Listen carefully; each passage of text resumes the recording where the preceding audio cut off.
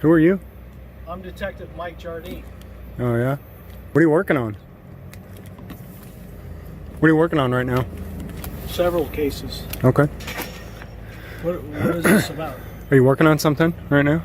Am I? Yeah. Yeah, I am. All right, what are you working on? What are you working on? It doesn't matter what I'm working on. I'm asking you, what are you doing here taking pictures? Where have you been today? Have you been here all day, or have you been out and about a little bit? What is this about? Who are you? I'm asking the questions. Where have you been today? No, have you been here? I'm asking the questions. You're on this property. You're on this property, so you need to answer my questions. Are you drunk? Why are you slurring your words today? What's suspicious about 1:41 in the morning? It's 1:41 in the morning every day. You said a public park? There you go. You said a public park. Eating a burger is suspicious. Eating a burger is... Your lights off at 1:40 in the morning. My lights are on. My position lights are on. My headlights are off. I don't want to point headlights to the traffic. My position lights are on. You're ruining my dinner. There is a lot of legislation out there, Right. okay? Which I know. Well, Yeah. you tell me what that legislation Well, I don't is need to then. tell you. You're an inspector, mate. I've told you there's legislation that prevents people from taking photographs All of right. public buildings. Right. Okay? I cannot Whatever you say. quote the actual script All here right. of the legislation. Well, but until I you can tell you quote it's it, in place. stop talking about it. Right, okay. Because I know what it is. But well, you until you tell me can quote it, stop talking about it. I don't Right, wish to okay. discuss it any We're further. on- Welcome back, ladies and gentlemen. Welcome back. I am James Corbett of CorbettReport.com, and you are tuned into Solutions Watch, that regular D program where week after week after week, we examine things that you can do to change your life and the world for the better. And this time, we're going to look at a concept that should not be new to you in its general, broad sense, but perhaps in its specific application. I'm talking about auditing. Auditing public officials, auditing the police, First Amendment auditing. You may have heard about this under various appellations, but as I say, the idea is not a particularly new one, but the way, the form that it is morphing into online these days is interesting, and I think contextualizes this and makes it something that may be a valuable arrow to keep in your quiver. So, specifically, we've just seen some examples of that, but as I say, this won't be an entirely new phenomenon or idea to you, at the very least if you're a Corbett Report regular, because you'll be able to cast your mind back to various iterations of this idea that I've covered over the years. For example, back on the podcast proper, episode 272 on solutions, sousveillance, where back in 2013 I was looking at the concept of not surveillance, not on top, from the top down below, but sousveillance from the bottom up above, looking at the people who are supposed to be looking down at us, right? And turning the tables on them. You will remember, for example, my 2012 conversation with Carlos Miller of Photography is Not a Crime, PINAC News, where we talked about the concept of being able to film police and police interactions and how that is mostly perfectly legal, depending on your jurisdiction and ... and asterisk. That's a very important conversation along these lines. And you will remember even just last year on Solutions Watch, where I talked to Dan Dix about non-compliance at travel checkpoints, examining a piece of footage that Dan Dix filmed with a police interaction there in Canada. So again, you've seen iterations of this before, but perhaps most important for today's purposes is a 2015 Thought for the Day video that I had called FBI Pleads Stop Filming Police, It's Making Them Look Bad, where I highlighted this article from WTV, NBC affiliate, which was posting an AP article from October of 2015. FBI Director James Comey blames citizens with cameras for increase in violent crime. And as I noted at that time in that 2015 video, this is one of those Jedi mind trick mental gymnastics that has to be read to be believed. But back in 2015, the AP was reporting police anxiety in the era of ever-present cell phone cameras and viral videos partly explains why violent crime has risen in several large U.S. cities this year, FBI Director James Comey said Friday. Huh? People with cell phone cameras means a rise in violent crime? How does that relate? Let's find out. Comey, FBI Director James Comey at the time, told several hundred students during a forum at the University of Chicago Law School that it's critical to do more to address a widening gulf between law enforcement and citizens in many communities, particularly African Americans. Yeah, okay, how are you gonna address that widening gulf, Mr. Comey? He said while there are multiple factors behind the spike in violence in cities, including Chicago, officers and others nationwide have told him they see the era of viral videos as a link. I don't know whether this explains it entirely, but I do have a strong sense that some part of the explanation is a chill wind blowing through American law enforcement over the last year, and that wind is surely changing behavior. So eventually, of course, the ultimate line of reasoning here, or unreasoning, is that, well, if people are filming the police doing their job and, oh, by the way, committing violent crime against people who they are supposedly enforcing laws over and breaking law and engaging in police brutality, if people actually try to film these interactions and hold police accountable, then police will be less likely to try to do their job. Because what if they get caught trying to do something bad? That is ultimately what what Comey was arguing there. And as I noted at that time, what a ridiculous argument.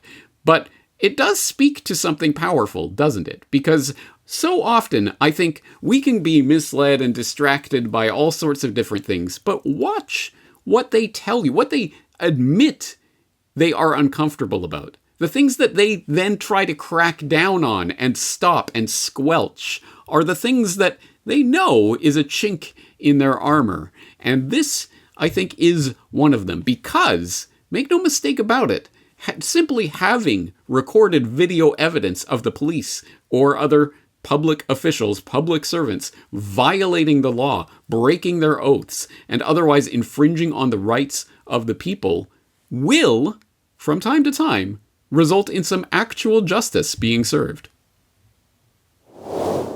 A cop pulls Chris Calbaugh over at a DUI checkpoint and he starts asking the officer questions about whether or not he'll be detained.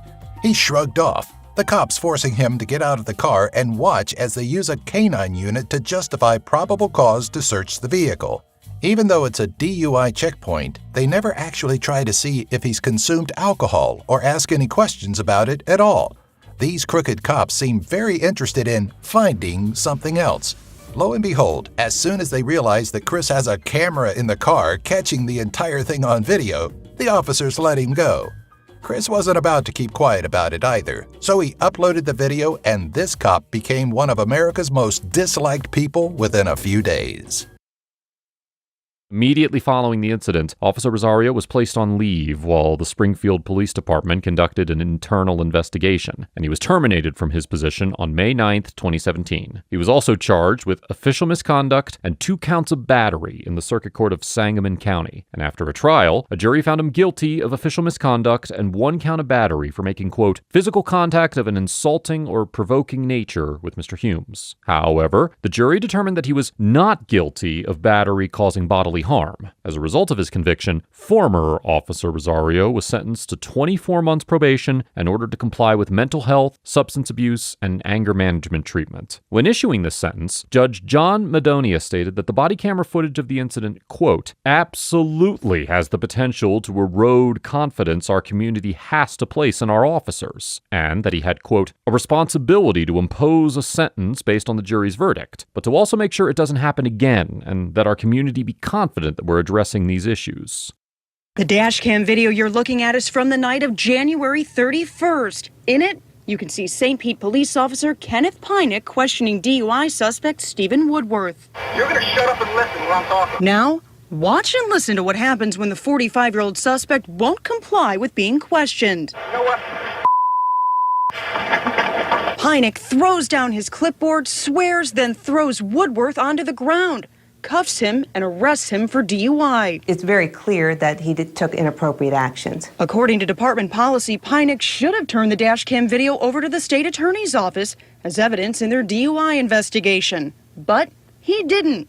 Instead, Pinick reportedly told the state attorney the recording was of no evidentiary value and it would, quote, disappear. The officer had a definite lapse in judgment. Suspicious of Pinick's words, the state attorney requested the official video and notified Pinick's superiors. Pinick's supervisors say he only turned over a portion of the dash cam that showed him transporting Woodworth to jail. That touched off an internal affairs investigation that ended with Pinick being fired for using excessive force. It was unacceptable behavior.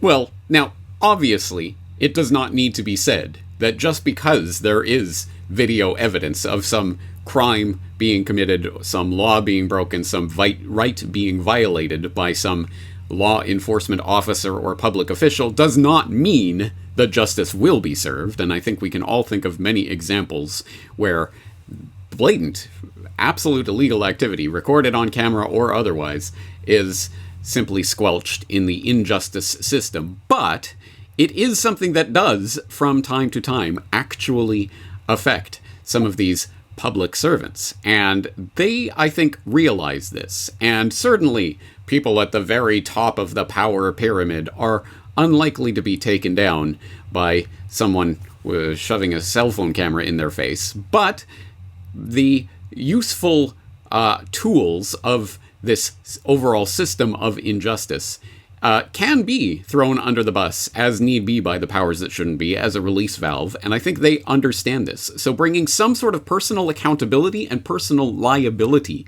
into the equation for public servants is a valuable tool to, at the very least, get them, at least while the camera is rolling, to respect your basic rights. Now, having said that, there should always be an asterisk on every edition of Solutions Watch that this solution, in particular, the actual implementation of it, may not be for you. And especially, I think, when we talk about the recent Solutions Watch on simple sabotage or on this one about auditing public servants, this may not be a solution that you want to actively engage in. And if you do, if you are interested in this and intrigued about it, I would say proceed with extreme caution, because, again, something that I think should not probably need to be told to my audience, the person with the gun in the interaction is generally going to win that particular action on that particular day, regardless of whatever law may or may not be written in some dusty book on some bookshelf. The person with the actual power in a given situation is probably going to rule the day. So, if and when a police officer or anyone else decides to just violently and flagrantly violate the law and do things that they are not allowed to do, well, they often can do them, and sometimes will even get away with them. But regardless of whether or not they get away with them, engaging in this kind of auditing, going up to public officials and either deliberately trying to provoke some sort of interaction with them, or at the very least literally auditing, trying to see whether you do have this particular right that is written down in this book, and can you exercise it without being illegally detained or worse. Again, this is not something to be taken lightly, and it can result in you being imprisoned. It can result in serious jail time. It can even result in your actual death. All of these are potential things that could result from these types of interactions. If you provoke the wrong person on the wrong day, in the wrong way, you have no idea how this is going to end up. So I would say, definitely, there are some big caveats and asterisks and proceed with cautions around this solution. But I am glad there are people out there who do engage in this activity and put that out for the masses to see how these interactions go, because this is very valuable information. But as I say, it's not for everybody, and I don't think it should be engaged in lightly. So in order to get a better grasp of this concept and where it comes from and how it can be effectively used as a solution, I wanted to talk to someone who has some experience in this space, this cop watching / auditing / police accountability space. So I turned to Jason Bassler of thefreethoughtproject.com. And the is important in that URL. It is thefreethoughtproject.com. The link, of course, will be in the show notes for today's edition of Solutions Watch, and I hope that you will go there if you are not already familiar with the website. It has been around since 2013, and one of its heavy focuses of attention is on this issue of police accountability. And there, on any given day of the week, you are likely to find new stories about various police interactions, people getting arrested, their rights being violated, auditors doing their job, trying to get some police accountability. There's a lot of information on those lines, of course, especially in the United States. It is a US-based website. But Jason Bassler, the co-founder of the Free Thought Project, has been doing this and engaging in this since at least 2013 when he co-founded the website. He's also been involved in Police the Police and other organizations like that, so he knows a thing or two about this. So I had the chance to talk to him today, and I asked him about what is this concept of auditing and how can it be usefully applied? Auditing is exactly what the name suggests. It's auditing government employees, public officials, law enforcement, to see if they're going to honor their oath and uphold the Constitution, the First Amendment to the Constitution. Oftentimes they do. Sometimes, I should rephrase that, oftentimes they don't. Sometimes they do. And that's where a lot of the appeal for these videos comes in. So as I mentioned, more of a newer phenomenon, somewhere around 2016. But, the camera acts as a transparency marker, for these types of situations for the public to witness what, these public officials are, how they're treating people, how they, uphold the laws. If they uphold the laws at all, oftentimes they just want to control the situation. They kind of want to uphold, their ego, I guess you could say. So there's some conflict there, because if there is, they're supposed to be protecting and serving, then they shouldn't be, enforcing their egos. They should be enforcing the laws. So a lot of times these audits go down at different places, police departments, sometimes even military installations, public hospitals. We were seeing them at during the pandemic.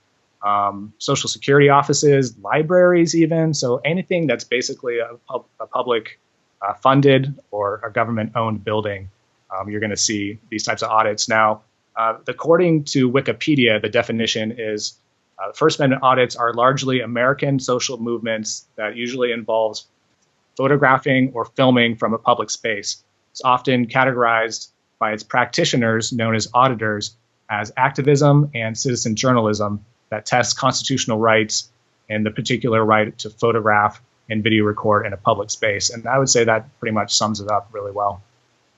I know that this is an issue that you've been covering at the Free Thought Project since its founding. Copwatching, policing the police, police accountability, auditing. How did you get into this, and why is it such an important part of what you do? Well, in my opinion, law enforcement is the enforcement arm for the ruling class, so we have to be shining a light on what their actions are. And, we need to be also following up on all types of levels of accountability when there are actually acts of justice within the courts. This is something that's very important to me. I believe that, as an anarchist, a libertarian anarchist, there's not enough people within our movement really focusing on this specific topic. And we have a lot to bring to the table in this conversation, as far as decentralizing and those types of solutions. Unfortunately, I think a lot of times people have viewed this movement as being more of a leftist movement, especially after the George Floyd protests. And what we've seen is about 140 years of protests and groveling and begging government officials to implement some type of incremental reform through legislation. And over again, we've seen that fail. We could go back to the Haymarket riots back in the 1880s. And, that was the very first police brutality protest. And since then, we could go all the way to, the 90s with the riots and Watts with the Rodney King. So we continue to kind of beg and grovel for these politicians to fix things when there's not really a legitimate solution there. And if there is, it's very, very slow moving. Whereas we could completely change the paradigm with some of these libertarian anarchist ideas of decentralizing with protection and security services at a more of a local level. So tell us about the work that you have done on this issue over the years and some of the people that you like to highlight. Sure. So, I've started the police organization in 2012. It basically started from watching some of the police brutality protests at the Occupy Wall Street movement. And it was enough to light the fire inside of me and realize I had to get involved. I had to do something. And so I did. A lot of times it's funny. I get pushback from a lot of the police supporters. They say, well, you have to have some type of criminal record, or you have some type of reason, bad run-in with the police. And no, actually, I don't. I've never been arrested. I have a completely clear criminal record. Yet I still see the urgency of paying attention to this specific topic, because thousands of people are dying. 1,000 people plus Americans are dying every year. 1,000 Americans every year are dying because of police violence. So to me, that's something significant. I don't care if it's left or right. Those are people. Those are humans. That's some type of life. That's somebody's family member. And there needs to be somebody paying attention to this, shining a light on it, and documenting and archiving. And that's primarily what my organization has done, trying to document and archive police brutality, police misconduct, and abuse of authority. And I would say we've been successful. We've written thousands of articles over the years. We've created a lot of awareness through various social media platforms, more of the mainstream platforms. At one point, we had 1.9 million followers on Facebook before they took us down back in 2018, when they took down the Free Thought Project and Police to Police on the same day, Facebook and Twitter. So, we've been very effective at marketing these types of concepts and reaching a broad audience, whether left or right, to highlight, these various types of police misconduct and abuse of authority types of issues. Tell us about some of the auditors that you like, and some of the people that you've talked to about this. Sure. Yeah. So there's a couple that really stand out to me. I'm sure everybody has some of their own favorites. My favorites are San Joaquin Valley Transparency. He lives down in Southern California. He has a bit of humor to his work, so he could be behind the camera, he could be telling jokes, he could have a little bit more of a lighthearted demeanor and approach with law enforcement. And, I should point out, James, that when the cameras are rolling, it's not about trying to incite or provoke some type of interaction with cops. In fact, the best videos, the ones that actually get the most views, are the ones that are the most authentic. And I've seen some of the good interactions with police actually get just as many views, if not more, than some of the videos where cops are belligerent and, acting a fool.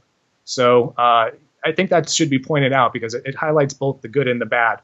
So somebody like San Joaquin Valley Transparency does a very good job of walking that line of not trying to agitate or intimidate law enforcement, but ask a few questions, see if they could start a dialogue.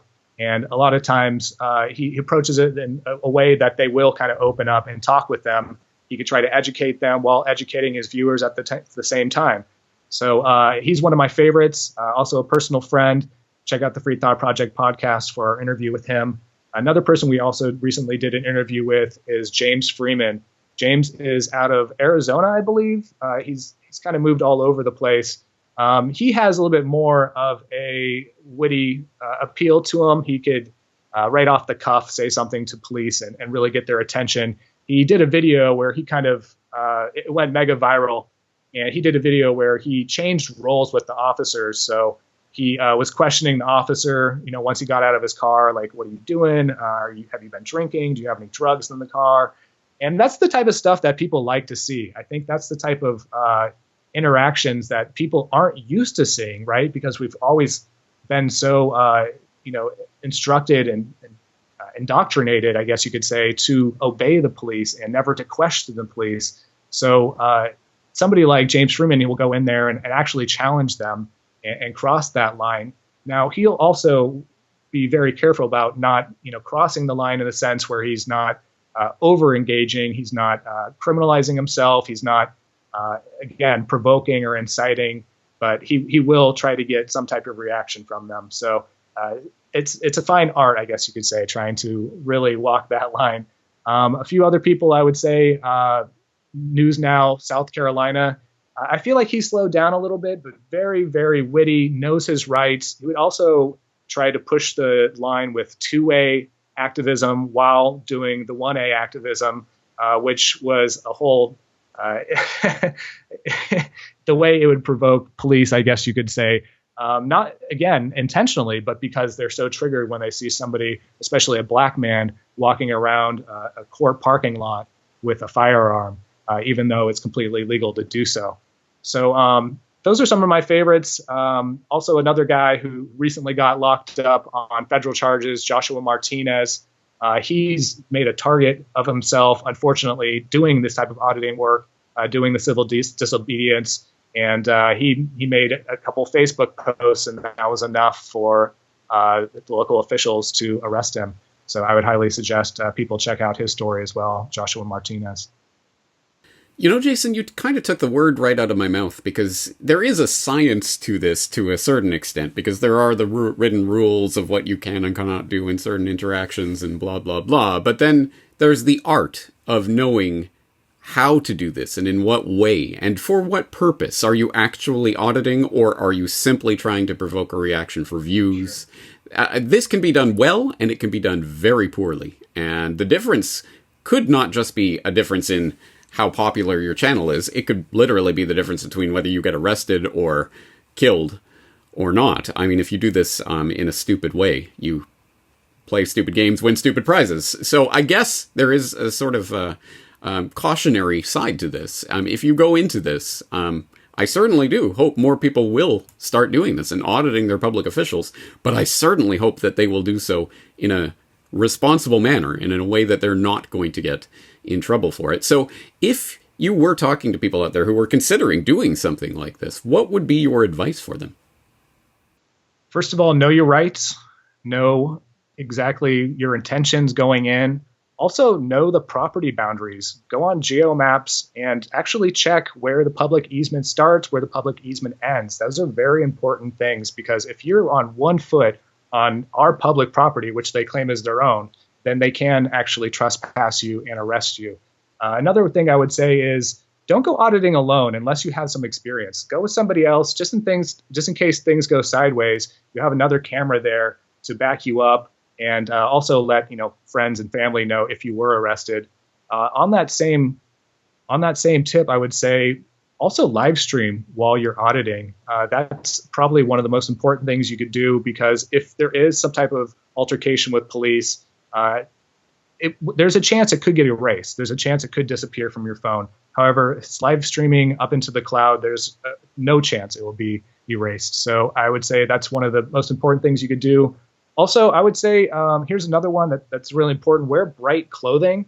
A lot of times officers will say that you're trying to obstruct, or you're trying to creep up on them, or you're presenting a danger to them. If you're wearing bright clothing, you're obviously trying to be seen, right? So that's one thing I would say is really important. Always pack extra batteries, have plenty of storage space. I've heard horror stories of people actually running out of storage space while they're auditing during an encounter. And also one last really good, even cop watching tip: whenever you go out, write the number for a bailout and contacts for your friends on your arm with a Sharpie, just in case you get arrested and they take your phone. You always have a way to contact friends and family. Once again, Jason Bassler of thefreethoughtproject.com, a website that I would highly recommend, especially if you are interested in this subject of police accountability and want to see some of these audits and the results of these audits, which at times can be quite startling, as well as just general news. And also the police organization, which Jason Bassler is a part of, which is on all the main social media outlets. I will link them in the show notes for today's episode of Solutions Watch. But right there, I think you can see he offers some very good practical advice for people who are thinking about stepping into this world. Although, once again, let me state, do not start doing audits lightly. Preferably do it with someone who has done these before, and do it in partners so that you have someone there to document what happens to you if an audit goes badly. And also, of course, don't do this unless and until you have seen many, many examples of audits and have a sense of what works and what doesn't, and in what way, and what is your ultimate goal in these types of interactions, and why are you doing it? Again, I think there's a lot of self-reflection that needs to go on before you even start to think to do this for yourself. But as I say, I'm glad people are starting to do this and documenting the results so that we can see what tends to work and what doesn't, and better ways to do this, and what can result from them. This is an ongoing experiment, as all of these solutions are. Once again, I hope people understand the underlying point of Solutions Watch. These are all ideas that are being thrown out there, and they can be adapted and adopted to your various circumstances in all sorts of different ways, and they can be useful as tools in certain situations, and they may not work at all as tools in other situations. So please always keep that in mind. And as I say, please, at the very least, be aware if you do get involved in auditing itself. Please be aware of what the risks are and keep those in mind and take appropriate precautions. Having said that, you don't have to necessarily start doing audits yourself. Of course, you can just simply support the community and the people who are doing this. And as Jason Bassler was mentioning, he was mentioning some specific auditors out there that he enjoys the interactions of. All of the clips that you've seen today, all of the people that have been mentioned, I will link up in the show notes so that you can go and start exploring this entire world that perhaps you did not know existed, but certainly does. Having said that, the ball is in your court. I am very interested to hear about your own experience with this. Certainly, if you've done any auditing or know firsthand of any auditing that's been done, or examples like this, or have any stories of your own personal interactions that have or have not gone well along these lines, that were or were not recorded, I think that's valuable data, and I certainly hope that you will leave that for other people to start accumulating more information on this subject so that they can start applying it in their own lives. And of course, the big asterisk over all of this is that not only does your mileage vary within each interaction, but then, of course, depending on your locale, your jurisdiction, whatever laws may be on the books on the dusty bookshelves in your particular locale may very much change. So don't take what someone is doing over here in this county of this state in this place as something that you can just apply without thinking towards your own location. Obviously, the first ground rule of all of this is know your own local laws and ordinances back to front, off by heart, so that you can cite specific passages and know exactly what the rule book says. At any rate, that would be, I think, the ground rule for getting involved in this. But as I say, I want to hear about your experience with this, or anyone that you follow and find to be a good auditor.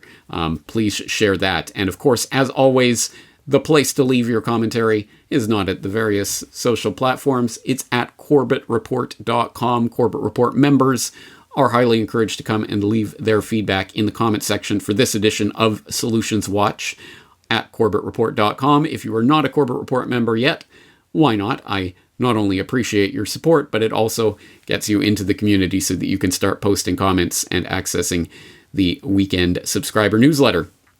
Having said all of that, I think that's going to do it for this edition of Solutions Watch. I'm looking forward to your feedback on this topic, and I will be back with more in the very near future. Got about 5 minutes to get out of here right now. Or what? Or what? You're on my property. This isn't your yeah, property. It is. Shut the hell up. Get out of here now. What'd you say? I said shut up and get out No, of here. you get out of here now. Hey, you better get it. You better get your boy. Get your butt back in your office and do your job. You shut up and get out of here. You get your butt back in your office and do your job. No. No. You quit drinking on the job. You understand me? Whatever. You punk ass. You get your ass back in there. You don't look back here again.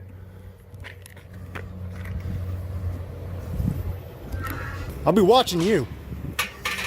You are now under investigation. To be clear, it has not been proven that Detective Mike Jardine is or was drinking on the job.